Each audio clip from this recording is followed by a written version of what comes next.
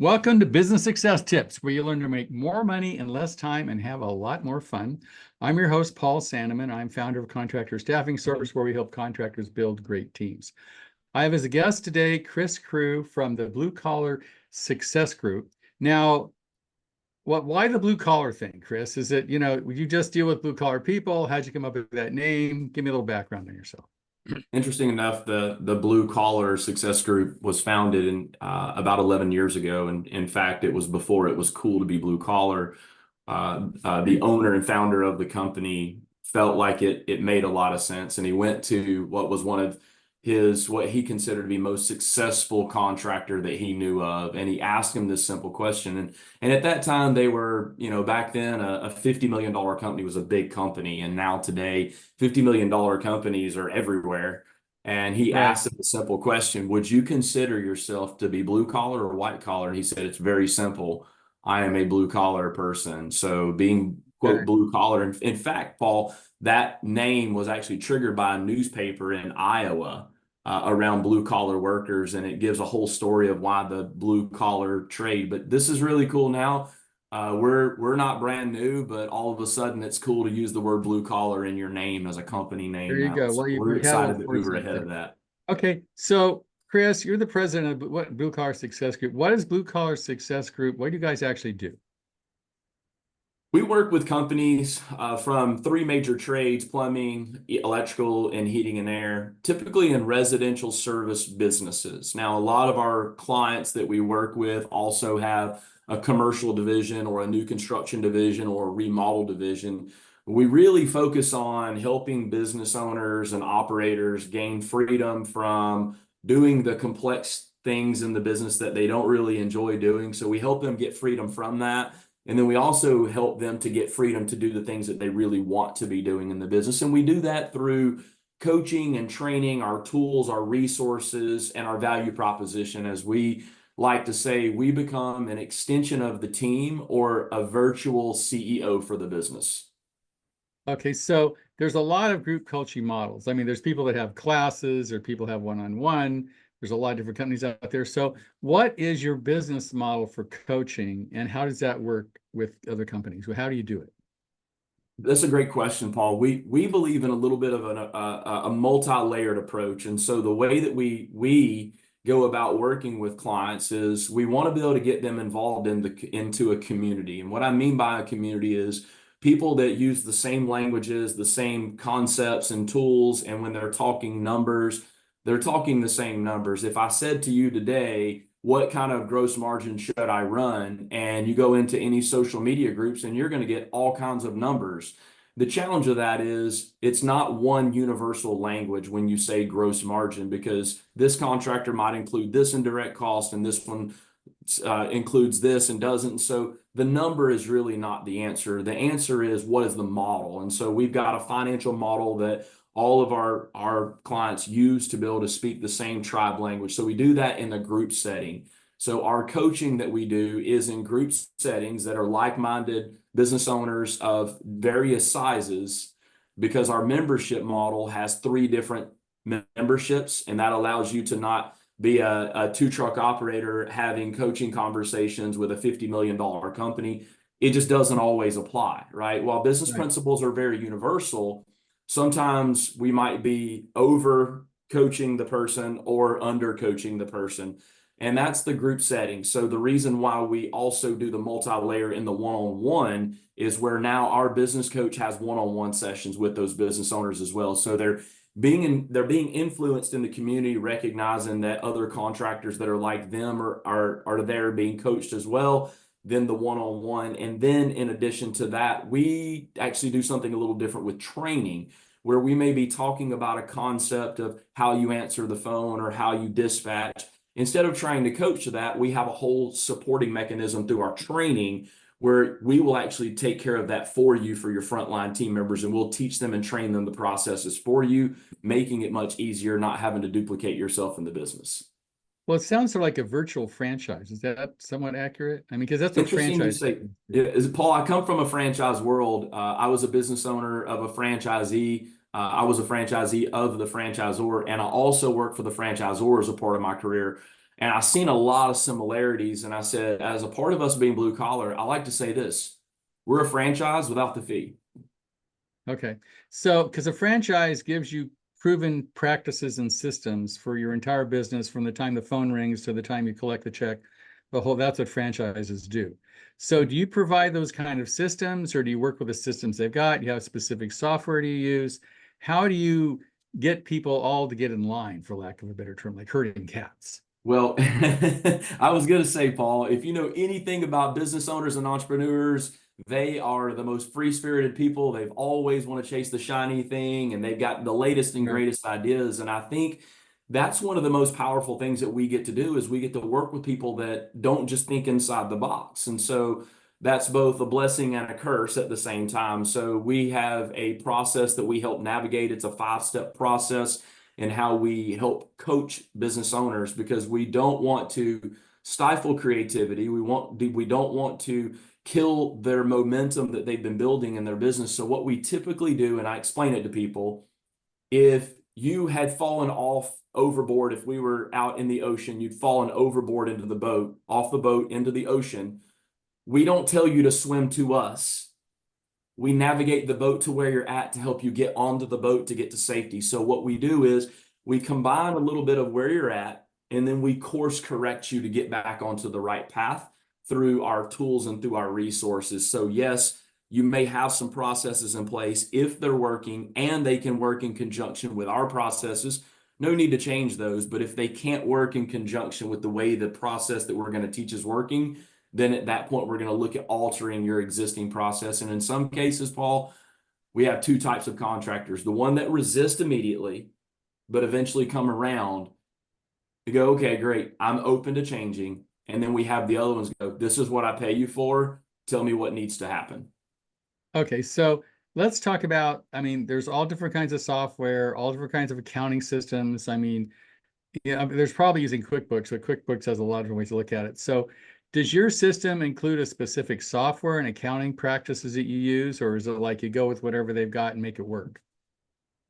That's a 2-part question, Paul. So let me take the first one, which is software. When we think of software, there's a CRM, right? So people typically have some type of CRM that they're working with. Right. Many of our coaches are very, very knowledgeable on the different various types of softwares that are out there. What we've learned is sometimes softwares are very clunky. However, we found very sophisticated softwares, and both of those can be pluses and minuses. So we don't shift contractors to a specific type of software. Once again, it goes back to tell us what your business objectives are. Okay, let's take a look at your software. Okay, your software is only going to help you this far. And then at that point, you're going to need to shift to some other software that will help you accomplish this. Probably is easier to make that shift now than later, right? If their software will do everything that we believe it will help them to do, we're not looking to change their software. So our coaches, once again, roll up their sleeves, go to work as they are a fractional CEO of the business. They learn the software, help to understand what is it capable of doing, what is it not capable of doing. That's the So it's not first. like, it doesn't have to be ServiceMaster or HubSpot or whatever. You work with what they've got. If it's not working, you'll suggest something that does. Exactly. And we've got a few that we might suggest that we know very well.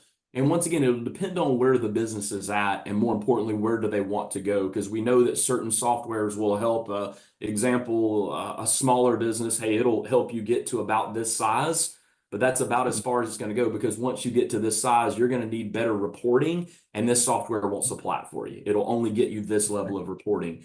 And that, that obviously is key. Everything that gets measured has the ability to be improved. And so we want to make sure reporting is accurate in the measurement component. When it comes to the financial, yes, we do have a set of chart of accounts that we recommend, so that, back to the point when we're talking in the community with other contractors, when we say direct cost percentage should be, and those do vary by trade, by the way, the direct cost percentage should be, and here's what your material cost should be. This is what your field labor cost should be. And in some cases, we'll see people say things like, my field labor runs X. And we're like, wow, that's really high. And then we find out it's because, well, it includes this, and this. Right. Oh, well, shouldn't include that. Those are a below the line item. And so we just help make sure that contractors are all speaking the same language to be able to make sure that we're giving them the correct answers. And well, how many people in one of your like peer groups? 30, 20, 50? Like what do they look like? That once again, it'll depend because we're multiple levels of benefits of members could be you. So we would have 3 different group coachings. We'll have one for one level of our membership. We have another one that is 2 levels of memberships are here. And then we have another higher level that's only 1 level membership. So our highest level, we're having more entrepreneur, leadership type of conversations, thinking exercises. And then the middle where we have the 2, those are very tactical. Here's how you can generate better revenue. Here's how you manage the margin. Here's how you do that. Because what we know is that you can't become a great leader until you stop becoming a great worker. Which means the moment that I decide to stop. I've been a coach for like, God knows the time, first about 50 years, a long time for thousands of companies. How do you get people, I mean, knowing what to do is one thing and getting them to do it is entirely something else, right? So my biggest problem as a coach was I'd say, call architects or change your margin, or I could tell them what to do, but getting them to do it was my biggest challenge. How do you deal with that? So this is very simple. Human beings cannot be motivated. They either want to do something or they don't want to do it. They have to be presented the right, proper avenues to decide if they really want to do something or not. I'll give you an example of a contractor that we had in New Jersey. His name was Joe. Joe was at the latter part of his career, and Joe ran about a $3 million company at a 20% net. Do the math. And that's $600,000 to the bottom line after he paid himself well. And I saw so much potential in Joe's business. And I said, Joe, you're a $3 million business, but I think you could be a $15 million business. And he said, Chris, I don't want $15 million problems. And that's the secret. The secret is we have to figure out what is it that the entrepreneur owner really wants. And then that's what we help get them to. Our goals are not their goals. So our goal is very simple. What is your goal? And more importantly, why is that your goal? So I was just recently on with a contractor and I said, what's your goal? And he said, I don't really have one. I said, well, that's where we're going to get started at. We're going to get started as what's your goal? And then more importantly, why is that your goal? What is it you're trying? Because there's always a reason behind the goal. Somebody says, oh, I want 100 employees. I want, $50 million in revenue. I want X. Okay, but why? Why do you want that? And so what we've learned is when you can peel the onion back, that's where you find the motivations in the middle of the onion, right? You find the real reason that they're doing what they're doing. They don't just get up to go every day to make money. Right. So how do you get to that? I'm sure people watching this podcast are going, well, how do you get to that? Because it might make more money, less time, and have more fun. Yeah, that's pretty hard to knock. But at the same time, the why is more important than the how-to, obviously, in anything, right? Yeah. So how do you find their why? Do you have a therapy session with them, or you have them fill out a form? Or how do you get to their why? Because I've spent years pulling that off, and it's not easy. Very, very well said, Paul. And that's the reason why internally, when we hire, quote, coaches, we let them know, don't care where you worked, what your previous experience was of coaching, we're going to show you how we do what we do. And so a lot of what we do is not contractor based. And so what ends up happening, Paul, this is so silly. Most of them will say, I feel like I've went to a counseling session after I've been to one of my coaching sessions, because at Blue Collar, we do not believe that there's a difference between professional and personal. They're the same thing. And what we've recognized is when there's business problems, it's because there's personal problems. But we don't get involved in that stuff. We're not going to tell you how to be a better father or a better mother or a better husband. We don't get involved in that. We don't do that. But what we have recognized is that there are patterns. Human beings live in patterns. And when we can interrupt those patterns, what we've learned is that we get better results in the business when we can interrupt the pattern and find the pattern. So how do we do that? It starts with, number one, we have an internal saying at Blue Collar: we value relationships over revenue, which means if we just focus on the core relationship with the individual, we're going to have breakthroughs, and that will then turn into results for them. And then that will then turn into revenue for us. And so get first things first. It goes back to Stephen Covey, his concept to put first things first. And first things first for us is if we can't establish a good working relationship, and in many cases, many of our clients become personal friends because of the way we treat them. It's not a transactional relationship. It truly is a deep-rooted relationships where, you know, we'll have our coaches will go on site to some of our clients, and they won't stay in a hotel. They'll stay in the client's house because the client won't have it any other way than for them to stay in their house and to break bread at their table. And that's because it's a business, but it's relationship. Okay, so if you have a relationship-driven coaching firm, how do you, I mean, is it 1-to-1? Is it 1-to-10? How do you get that relationship? Because it takes, you know, time to build a relationship, and it takes, you know, face-to-face or whatever, Zoom. Somehow you've got to build this relationship. So what's your methodology on how you help them establish that relationship? So it starts with the sales process. And let me back up. The sales process starts in the marketing process. So one of the things that we do is we quickly identify, yep, these are our kind of people that we want to work with. Yep, we just don't work with everybody. Just because you can't afford us and you want to sign up doesn't mean that we're going to work for you. And you know, it's best for us to be very clear about this. We're not for everybody. We know that, right? Because not everybody is willing to let us get close to them. And we'll get as close as you let us get. And when I say that, meaning that we're not trying to get involved in people's personal matters, but you know, hey, when I get on with a client, and I know the last coaching session that we had that the kids were graduating college, I'm going to talk about that. We're going to spend some time talking about the kids. We know, we understand spouses' names, kids' names.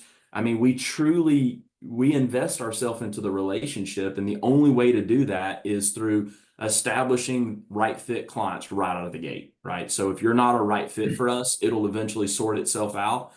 And you'll say, yeah, this ain't really for me. I don't want to do this. This doesn't feel good for me. Where there's others that are going, oh, thank God I have finally found my home, right? And that's what people will tell us, like they're lifers here when our members get here. And it goes back to previous relationships we've had with them through other organizations.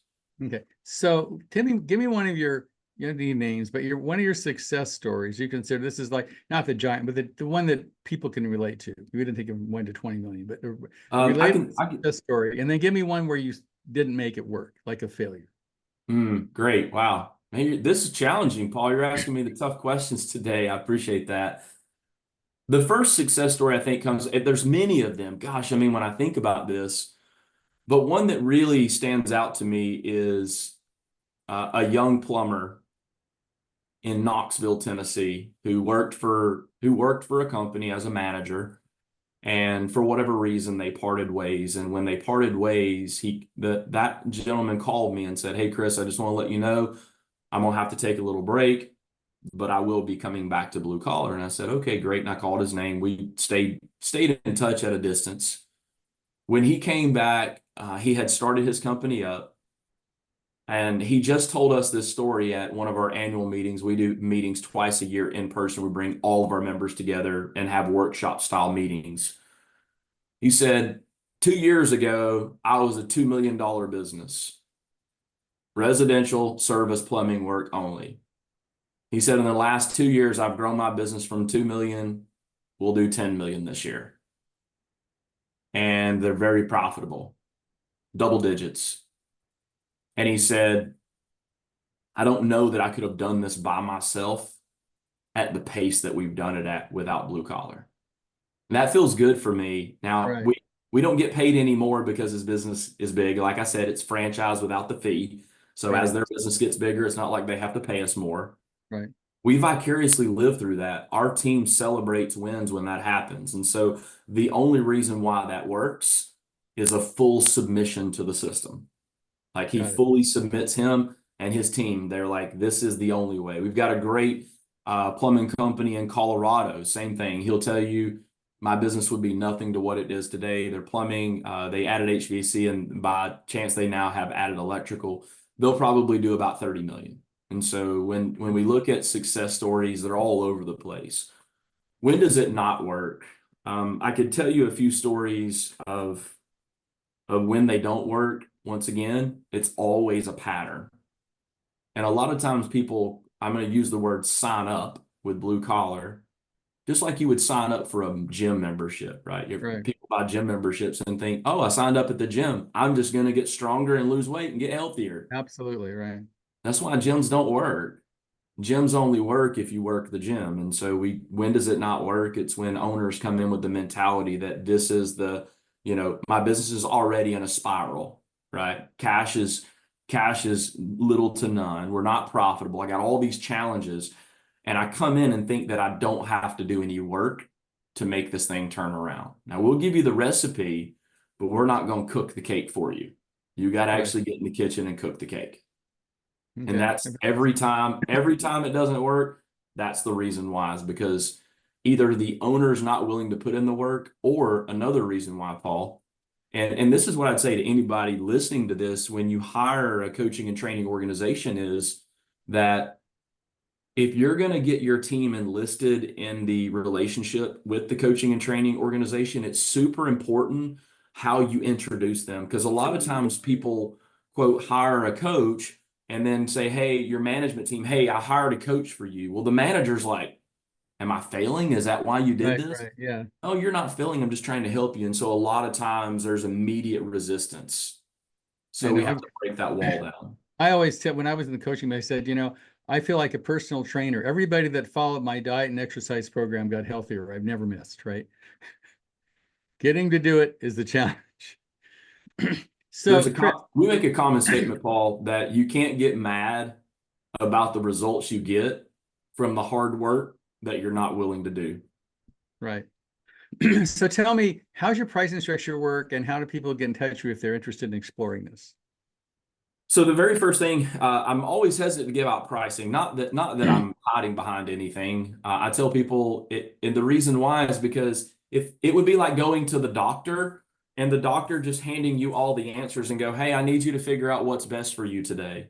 Right. Well, that's not in your best interest. So what's in the contractor's best interest is supposed to have a quality conversation about the history of your business, where you're at, what's going on. More importantly, where do you want to go? Okay, great. Now let us write the prescription for you. We have 4 distinct levels of memberships, and those memberships serve one truck operators all the way up to multi-trade, multi-state, multi-location contractors across North America. We also work in Canada, very similar market, same time zone, so no restrictions there. And we've got clients in Bermuda. So if we've got a similar economy, and what I'm meaning like transactional, the way the transactions work, we've got clients that we worked with in the past in Australia, another example of that. So let me kind of give you a range, if you would. So let's say the low end, an annual investment, somewhere around about $25,000 for an annual investment, on up to well over $250,000 in an annual investment. Once again, it's because it's not this size fits everybody. We've got to understand what's going in your business and where you want to go. And in order for us to do that, it just starts with a conversation. And if people want to have that conversation, Chris, what do they need to do? The best way to do that is to get on our website, and you can do that at thebluecollarsuccessgroup.com.